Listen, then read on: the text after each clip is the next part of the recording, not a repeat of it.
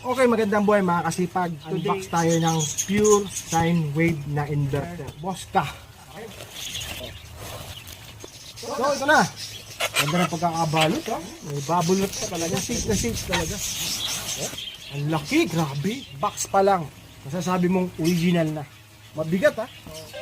Wow! Ang laki, grabe. Isa, dalawa, tatlo, apat na fuse.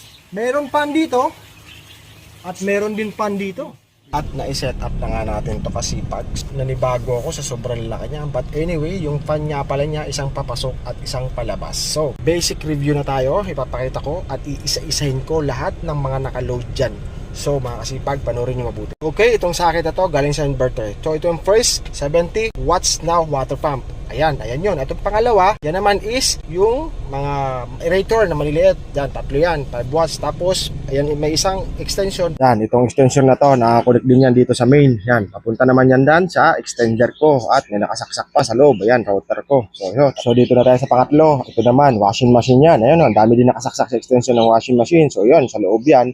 May ilaw sa kasapan. Ito, yung isa sa washing machine yan. Katulad yan. Oh, umiikot, di ba? Nag-i-spin na nga. So, ayan, mga kasipag, ha. Halos lahat, pinakita ko na. So, yung pang-apat, ayan. Ano naman yan? Air pump na 30 watts. O, di ba? Asan yan? Ayun. O, di ba? Loaded na loaded, pero parang wala lang. Napakalupit. Nasa yellow basket ko lang to, mga kasipag. Boska brand.